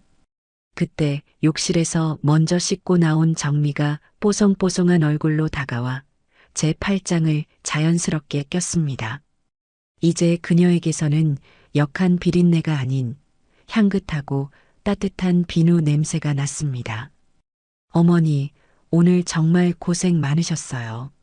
얼른 앉으세요. 저 남자가 만든 거 맛이 있을지는 모르겠지만 정미의 장난스러운 말에 아들이 발끈하며 외쳤습니다. 야, 고정미. 누가 들으면 내가 맨날 노는 줄 알겠네. 이것도 내 사랑과 정성이 듬뿍 담긴 요리라고. 우리는 식탁에 마주 앉았습니다. 창밖으로는 따스한 저녁 노을이 붉게 물들고 있었고 우리 세 사람의 행복한 웃음소리가 집안을 가득 채웠습니다. 문득 저는 이 모든 것이 꿈만 같다는 생각을 했습니다. 바로 얼마 전까지만 해도 상상조차 할 수 없었던 풍경이었으니까요. 며느리를 죽이고 싶을 만큼 저주했던 그 끔찍했던 날, 그리고 그녀가 개만도 못한 취급을 받으며 제 앞에 무릎 꿇었던 그 치욕의 순간들이 영화의 한 장면처럼 스쳐 지나갔습니다. 하지만 이상하게도 더 이상 아프거나 쓰리지 않았습니다. 그 모든 고통스럽고 지독했던 시간들이 있었기에 지금의 우리가 있다는 것을, 이 평범한 저녁 식사가 얼마나 기적 같은 행복인지를 저는 알고 있었기 때문입니다. 지독한 비린내와 함께 시작되었던 저주. 하지만 그것은 결국 뿔뿔이 흩어져 있던 우리 가족을 하나로 단단하게 묶어주고 서로의 소중함을 뼈저리게 깨닫게 해준 가장 큰 축복이 되었습니다. 저는 식탁 너머로 자신의 서툰 요리를 아내의 접시에 덜어주는 아들의 모습을, 그런 남편을 사랑스럽게 바라보는 며느리의 모습을, 이제는 온전한 제 딸이 된 그 아이의 모습을 가슴 벅차게 바라보았습니다. 제 인생 최고의 소원은 부자가 되는 것도 명예를 얻는 것도 아니었습니다. 바로 지금 이 순간 사랑하는 가족과 함께 둘러앉아 따뜻한 저녁 한 끼를 나누는 것. 이 소박하고도 평범한 행복이야말로 그 어떤 소원보다도 간절했던 제 인생의 소원이었습니다. 그리고 그 소원은 바로 지금 이 순간, 이 식탁 위에서 완벽하게 이루어지고 있었습니다.